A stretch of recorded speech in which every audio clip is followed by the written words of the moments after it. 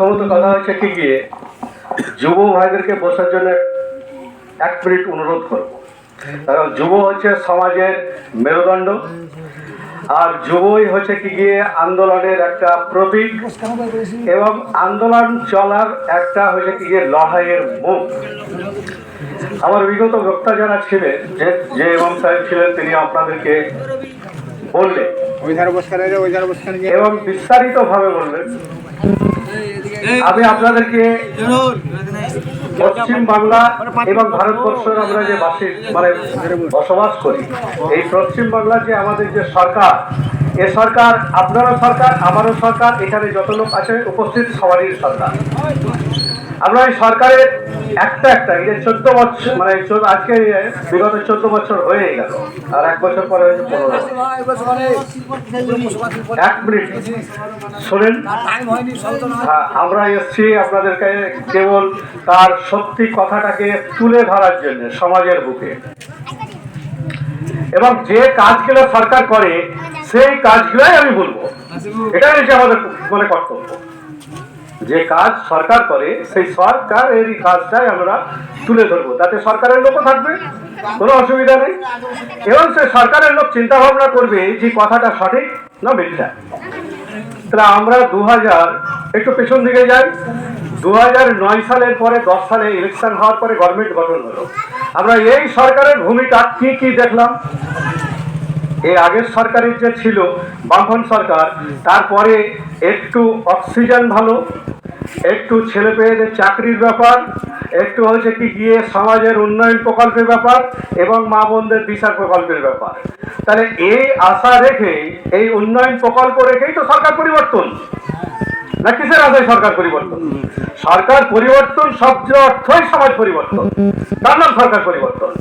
তাহলে আমরা 2010 সাল থেকে এই সরকারের কি দেখলাম যদি ডেটা তুলে ধরিয়ে আপনাদের কাছে, তাহলে সেই সরকারেরই কার্যকলাপ যদি আমরা বলি, তাহলে ওকে দুর্নীতি প্রমাণ করে দেবো এখানেই, এই জায়গাতেই। আর ওর গায়ে লাগবে, ওর পুলিশ আছে, ওর এসপি ডিএসপি আছে, ওর এমএলএ আছে, ওরা কি করবে? পুরান কোমরে দড়ি বেরোতে চলে যাবে। ভয়টা হয়েছে এই জায়গায়। তাহলে আমাদের সরকার বলেছিল যে আমরা নিরপেক্ষ দল, সমস্ত মানুষ একত্রিত হয়ে একটা সরকারকে খাদলাইতে হবে। তাহলে একটা সরকারকে পরিবর্তন করতে গেলে আমেরিকার বারাক ওবামা পর্যন্ত এসেছিল কলকাতার বুকে। আপনারা কি জানেন? জানেন। এই সরকারকে পরিবর্তন করার জন্য যে নকশালের যে লিডার ছিলেন, তার নাম কিষানজি। আপনারা কি জানেন? তবে এই গভর্নমেন্ট হচ্ছে বহু রক্তক্ষতিতে। বিগত সরকার যে ছিল বামফ্রন্ট সরকার, সে সরকার চেয়েছিল যে কৃষি আমার ভিত্তি, শিল্প হচ্ছে আমার ভবিষ্যৎ। তার জন্য এশিয়া মহাদেশের বৃহৎ শিল্পী এনেছিল টাটাকে, আর তার বিরুদ্ধে আন্দোলন করা হয়েছিল। এটা কি সত্যি? এবং সেই সরকারের প্ল্যান ছিল কি গিয়ে, তৎকালীন টাইমে বিজেপির সঙ্গে রেল মন্ত্রী ছিল, অর্থাৎ উনি আরএসএস এর লোক। ঠিক আছে, এটাও সত্যি।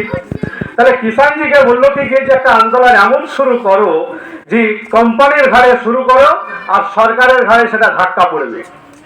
অতএব আমরা যারা চিন্তা ভাবনা সচেতন, একটা জাগ্রত, মানে আমরা আগামী দিনে চিন্তা করছি যে আমাদের একটু পরিবর্তন দরকার। তাহলে এই যে পরিবর্তন, এই পরিবর্তনের একটু জন্মসূত্র একটু গবেষণা করতে হবে যে একটা সরকার, তাহলে সরকারের যে পরিবর্তন, তার সীমান্ত কত দূর। আচ্ছা, আপনারা বলেন তো যে আমাদের রাজ্যের, আমি আসছি ওই পেছন দিকটার কথাতে, একটু সময় লাগবে, যে আমাদের রাজ্যের সীমান্ত কত দূর, এটাকে ভাবতে হবে, এগুলো ডেটা।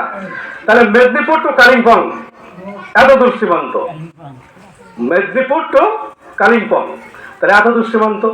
এই সীমান্তর মধ্যে সরকার বিরোধী আন্দোলন কত হয়, এটাও ভাবতে হবে। আর এই আন্দোলনের মধ্যে সরকার জাতপাতের লড়াই করে দিয়েছে আমাদের মধ্যে, যা আমরা আসতে বাধ্য ইসলামকে বাঁচাবার জন্য। এটা সংক্ষেপ, এই যে ডেটাটা দিলাম, এটা হচ্ছে সংক্ষেপ ডেটা। আর পেছন দিকে যাই, যেহেতু আপনাদেরকে জানার ব্যাপার আছে। তাহলে আমি ছিলাম কোন জায়গায়? সরকার পরিবর্তনের জায়গায় 2010 সালে। এই 2010 সালের এখতিয়ারের দিক থেকে যখন কিষানজিকে ডিমান্ড পূরণ করে দিল যে কতদিন চলবে জঙ্গল মহলের আন্দোলন, অতএব আমার কাছ থেকে আরএসএস এর ইনফরমেশন আছে যে সরকার যতদিন চলবে বামফ্রন্ট ততদিন তোমাদের এই আন্দোলন পূরণ হবে না। তাই একটা নতুন সরকার গঠন করো, তোমাদের ডিমান্ড পূরণ করে দেবো। তারপরে কিষাণজির কি দেখলাম, হত্যা দেখলাম, সরকার চলে এলো। আমরা সরকারের কি দেখলাম, আমরা সরকারের দেখলাম কি গিয়ে যে পরিবর্তন। কি পরিবর্তন দেখলাম, পাশে ইমাম সাহেব আছে, নওশাদ বরকতি যে আছে টিপু সুলতানের ইমাম সাহেব, তাকে দিয়ে দিল একটা নীল বাতির গাড়ি। তাহলে মুসলমান ভেবে নিলে, প্রথমেই কিন্তু জাতের লড়াই হয়েছে, আমি কিন্তু এগুলো ডেটা বলছি। তাহলে মুসলমান কি ভাবলো, মুসলমান ভাবলো কি গিয়ে যে আমাদেরকে তো মাথায় তুলে দিলে 1 নম্বরে, ঠিক আছে, মুসলমান ভাবলে 1 নম্বরে মাথায় তুললো। এই বরকতিকে যেদিনকে মারে সেদিনকে টিপু সুলতান মসজিদে আমি উপস্থিত, একদম আমি 3 কাতারের পরে নামাজ পড়ছি, আর বরকতির লোকে ফুঁক লিয়ার লেগে রেডি, মানে নামাজ পড়বে তো টিপু সুলতানে, তাই এই ধারে ফুঁক দেয়, তা আমিও ফুঁক লিতাম, ঠিক আছে। তো ফুঁক নিতে যাবো তো তার কমিটিরা এসে ওকে মারধর করতে লাগলো যে সরকারের গোলামিগিরি করতে যে আজকে আরএসএস এর দলের লোক, এইখানে বজরঙ্গের দলের লোক আন্দোলন করেছে যে আমাদেরকে কীর্তন ভাতা দিতে হবে। তাহলে একটা সরকারের আন্দোলনের ইস্যুতে, একটা জাতের ইস্যুতে প্রথম লড়াই কাকে নিয়ে করলো, মুসলমানকে নিয়ে করলো। কি নিয়ে করলো, নীল বাতির গাড়ি দিয়ে করলো, একটা ইমামকে তুললো, তোলার পরে সেই হিসাবে চলে গেল। তখন আমাদের কি বুঝতে দেরি হয়েছিল, তখন কি আমরা ভেবেছিলাম এটাই হয়েছিল ইস্যু একটা জাতের উপরে। তাহলে সরকার কি বলে, আমি নিরপেক্ষ লোক। তাহলে জাতের লড়াই জন্মতেই করলো, জাতের লড়াই জন্মতে করার পরে আপনাদের ইমামে এই সমাজে একটা মসজিদ, তাহলে একজন ইমাম আর একজন মর্জেম ভাতা পেল, আর ও করে দিলে 8খানা করি কমিটি কীর্তন ভাতা। তাহলে এদের বেতন কত, 2000, ওদের বেতন কত, 2000, এদের সংখ্যা কত, 2 জন, ওদের সংখ্যা কত, 8 জন।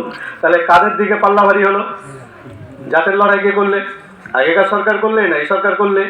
মুসলমান তখনও মাথায় বুঝতে পারছে না। তাহলে এইভাবে ধাপে ধাপে ধাপে ধাপে যখন এগোতে থাকে আর গভর্নমেন্ট যখন চলতে থাকে, সেই হিসাব অনুযায়ী সরকার নিজেই চিন্তা করলো যে এই যে খেলা, এই খেলাটা তো মুসলমান আমার দিক থেকে কিছু করতে পারছে না, কিন্তু পক্ষপাতী আরএসএস, তাকে ধীরে ধীরে বিজেপি এনে দিলে, তাকে বিজেপির প্রতিশ্রুতি দিয়ে রেখেছে যে সরকার গঠন করার পরে 50% চেয়ার এখতিয়ারে রাজ্যের আমার চাই। তার জন্য আজকে শুভেন্দু বড় বড় কথা বলে, অথচ 1% শুভেন্দুর ক্ষতি হয় না। যে তৃণমূল সেই বিজেপি, কখনো মকুল এইদিকে কখনো মকুল ওইদিকে, সেটিং। তাহলে এই যে সেটিং টু মিটিং, আর তার ভিতরে ফুল, মানে ছোট ফুল আর বড় ফুল, এই ছোট ফুল আর বড় ফুলের এখতিয়ারের দিক থেকে আজকে মানুষ বুঝতে পেরেছে সম্পূর্ণ 14 বছর অতিক্রম করার পরে যে নারী জাতেরই লড়াই করে। তাহলে আজকে মুসলমানের ফায়দা কি হলো, আজকে মুসলমানের কবর গেল, ঈদগাহ গেল, মসজিদ গেল, সব চলে গেল। আর ও কি করলো, কয়েক আটটা জায়গায় জায়গায় মন্দির ইস্যু করে দিলে। তাহলে ও তো এবার জানছে যে 70% আর 30%, অতএব 70কে আমি গোছ করে দেওয়ার রাস্তা আমি করেই দিয়েছি, অতএব আমার থেকে বড় হিন্দু আর প্রমাণ নাই। এই হচ্ছে এই রাজ্য সরকারের ডেটা।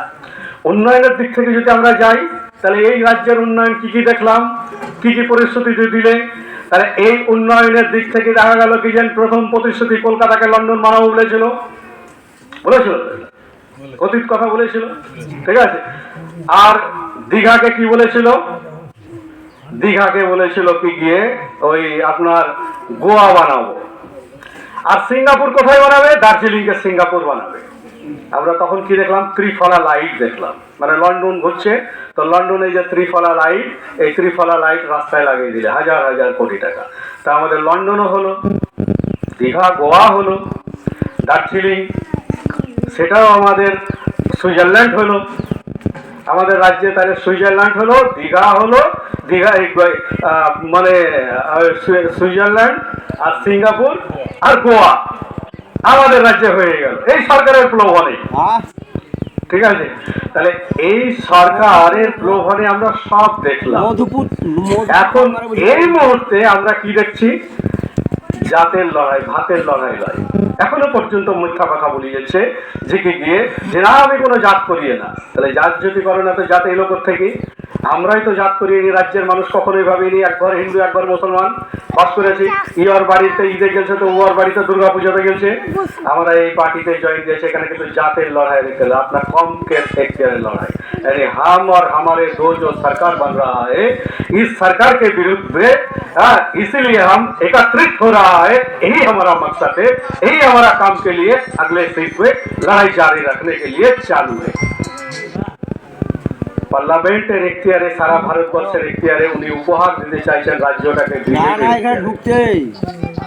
हिंदी हिंदू हिंदुस्तान এই প্রতিশ্রুতি করে এসেছে গভর্নমেন্ট, হিন্দি হিন্দু হিন্দুস্তান।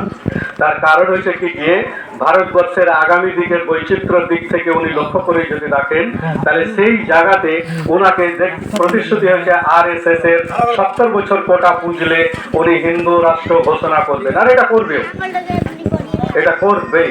তার কারণ কি করে করবে? আপনার পার্লামেন্টের এখতিয়ারে একটার পর একটা আইনকে বরখাস্ত করে নতুন আইন তৈরি করছে ওয়াকফ ওভার। এই হিসাব অনুযায়ী উনি হিন্দুত্ব হিন্দুস্তান তৈরি করার রাস্তা অলরেডি হয়ে গেছে, কেউ আটকাইতে পারবে না।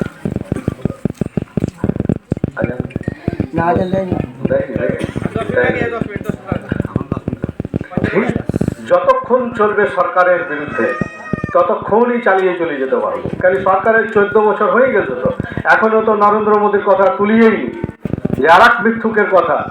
তার কারণ এরা হচ্ছে ফুটবল গ্রাউন্ডের এখতিয়ারে ম্যাচ দেখাচ্ছেন তো, যে একদিক থেকে মারলে গোলকিপার ঘেরে না, ওভার গোল হয়ে যায়। তাহলে ফ্যাক্টরি চলে এলো রাজ্যে, আর মুখ্যমন্ত্রীর আন্দোলনে এইদিকে লাত মারলে আর ওইদিকে চলে গেল কোথায় গুজরাটে। তাহলে গুজরাটে নরেন্দ্র মোদী আরএসএস এর লিডার, এখানে ফ্যাক্টরি হটিয়ে দিয়ে মুখ্যমন্ত্রী, আর ওখানে ফ্যাক্টরি এরই প্রধানমন্ত্রী। লাভ কার লাভ? এক ফ্যাক্টরিকে উদ্দেশ্য করে কিন্তু একটা লাভ মেরে দিলে ফ্যাক্টরি চলে গেল, তৈরি ফ্যাক্টরি চলে গেল, যে জায়গায় গেল সে হলো প্রধানমন্ত্রী, আর যেখান থেকে সরে গেল সে হলো মুখ্যমন্ত্রী। লাভ কার? দুজনেরই লাভ। এরই হচ্ছে কি যে কপারশন বাই ডিভাইডেড বাই পলিসি। অতএব আপনাদের সঙ্গে ডিভাইডেড করি, ওরা দুজন লিডার হয়ে গেল। এই হচ্ছে আমাদের ভারতের চিত্র। আর এই দুজনই করছে জাতের লড়াই। আমরা কেউ জাতের হিংসা করিনি। আমরা হিন্দু মুসলমান ভাই ভাই কাজী নজরুলের ইসলামের যে লেখা আছে, মুরা একদিন তো দুইটি কুসুম, হিন্দু মুসলমান মুসলিম তার নয়ন মুড়ি, হিন্দু মনের প্রাণ। এটা আমাদেরই, এটা আমাদেরই জাত, আমাদেরই রাজ্য, আমাদেরই সমৃদ্ধি। আমাদের এই সমৃদ্ধিকে ভেঙে ফেলে দিয়েছে, ভেঙে ফেলে দিয়ে গিয়ে মন্দির মসজিদের খেলা ওরাই করেছে, কবরস্থান আর মন্দিরের খেলা ওরাই করেছে, এই গভর্নমেন্টই করেছে। এখন এই মুহূর্তে আমাদেরকে একত্রিত হয়ে বাঁচতে গেলে একটা দিকে আসতে হবে, একদিকে আসতে হবে, তাছাড়া কখনোই সম্ভব নয় সমৃদ্ধি বজায় রাখা। বিষয়টা হয়েছে এইটাই। এইখানে আজকে ভারতবর্ষের বুকের এখতিয়ারে যদি লক্ষ্য করে দেখেন, টুপি দাড়ি মৌলানা মৌলবীরা কখনো রাস্তায় নামেনি, এদেরকে সর্বোচ্চ সম্মান দিয়েছে মানুষ। রাস্তায় একটা ইমাম সাহেব যদি যায় তাহলে কে দেয়? ওকে সালাম আলাইকুম দেয়, ওকে সম্মান দেয়, তো দেয় না? দেয় না। ওর অর্থ কম, ওর কম পয়সায় পরিবার চলে। আজকের দিনে কি অবস্থা হচ্ছে? সবকে বেকার ভাতা দিয়ে, বার্ধক্য ভাতা দিয়ে সব কিছুকে চোরের এক অংশের রাজা বানাই ছেড়ে দিয়েছে। আর তাই সরকার কিন্তু সরকারকে আঙুল তুলতে বলবে না ইমামরা যে না আমি পেয়েছি। তাহলে সব চোর। আগে আমরা বাবার পয়সা চুরি করলে কি করতাম? আমরা বাপের 4 ভাই মেলাতে যে নাটানা করে ভাগ করে দিলাম 2 টাকা করে, গাড়ি ও খা ও খা ও খা, পকেটটাম বাপের বেড়েছি, আমাকে তো ধরবে, কিন্তু ভাগ তো তোদেরকে দিলাম। একই গল্প, সেম।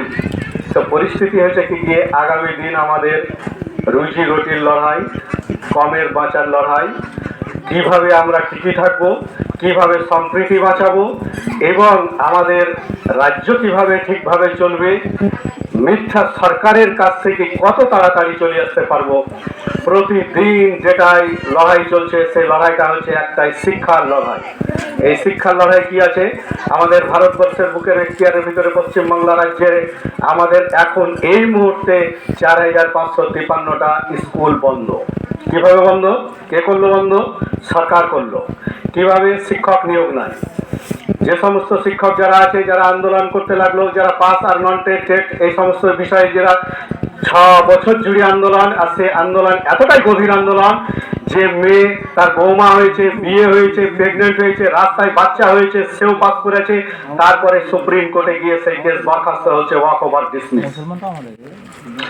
এই রাজ্যের সরকার অর্থাৎ এই রাজ্যের মুখ্যমন্ত্রী সে কি পরিষ্কার ভাষায় সে বলেছে, আরে ছাড়, সুপ্রিম কোর্ট আমি, হাইকোর্ট আমি, ডিসেম্বর অব্দি খেলা চলবে, ডিসেম্বরের পর আবার সব নতুন করে প্রকল্প নিয়োগ হবে, নিয়োগ হওয়ার পরে যারা পাস করেছে, যারা চাকরি জোগাড় করেছিল তাদের থাকবে কি গিয়ে 10% মানে নাম্বার আমি এসটার নিজস্ব ইন্টারভিউতে দিয়ে দেবো, আর বাকিগুলো যেগুলো আছে তাদেরকে পাস করার সুযোগ সুবিধার ব্যবস্থা আমিও করে দেবো। তার পরিস্থিতিতে এখতিয়ারে কি দেখলাম আমরা, যে ডিসেম্বরে পরীক্ষার এখতিয়ারের মাস্টার নিয়োগের যেই লাস্ট মোমেন্ট চলে আসবে, তখন উনি আবার কি করলো, মানে মমতা একটা জিনিস ভালো, যে চিতায় যাক আর কবরে যাক, মানে মরতে যখন যাবে তখন একটু জল দিন দেবে, মরা যাবে না, মানে মরেও মরা যাবে না। তাহলে মাস্টাররা কি করছে, সারাদিন চিন্তায় আছে পরিবার নিয়ে, চাকরিতে আমাদের চলে গেল, নতুন করে কিছু জীবিকা অবলম্বন হলো, যাক একটা রায় দিয়ে দিলে আগস্ট পর্যন্ত তোমাদের এই চাকরিগুলো বহাল থাকবে। তাহলে তার টেনশন কি, মানে মরছে আবার পানিও দিচ্ছে, মাথায় ঢুকছে কথাগুলো। স্কুল কলেজের পরিস্থিতি তাই মধুপুর। তাহলে সেই হিসাব অনুযায়ী আজকে আপনাদের বাচ্চাদের ভবিষ্যৎ কোন জায়গায়। ছোট্ট আর একটা কথা বলি দেয় এর মিডিলে শিক্ষার বিষয়ে ডেটাতে, তার কারণ হচ্ছে কি গিয়ে একজন সরকার আপনার ছেলে গ্র্যাজুয়েটের পরে এমটেক বা বিটেক বা এমএ করার পর সবকিছু ডিগ্রির পরে পরীক্ষা অবলম্বন করে, তারপরে পাস করার পরে ইন্টারভিউ নেওয়ার পরে র্যাঙ্কে আসতে হয়, র্যাঙ্কে ওই সরকারি চাকরি হয়। প্রাইভেট এখানে আমি ধরে রাখছি বড় লোকদের school, DPSC Delhi public school, এই মাস্টার কি এইভাবে নিয়োগ হয়? এইভাবে যেভাবে ডেটা সরকার নিয়োগ করে সেইভাবে কি হয়? হয় না। তাদের একটা দেখা হয়, পার্সেন্টেজ দেখা হয়, দেখার পরে তারা একটা বেতনভুক্ত করে, তাদেরকে নিয়োগ করে। সেখানকার পড়া আর এখানকার পড়া হাসান, আপনার গলায় টাই ফাই কোট ফোট লাগিয়ে আপনাকে ইংরেজ বানিয়ে দিলে, কিন্তু প্রকৃতই কি ইংরেজ? যাক, নামাজের সময় হয়ে গেছে, তাই আমি পরবর্তীতে যদি সুযোগ পাই তা আপনাদের কাছে আরো সরকারের ডেটা তুলে ধরবো। ইতি অবসরে এই কথা বলি আমি আমার ছোট্ট কথা সংক্ষিপ্ত শেষ করলাম। হ্যাঁ, আসসালামু আলাইকুম। ধন্যবাদ কালাম ভাইকে। টাইম আছে, আচ্ছা আপনারা সবাই আমাদের এখানে চলে আসেন, মানে টাইম নাই, আজান পড়ে যাবে, একটু পিছনে চলে আসছো।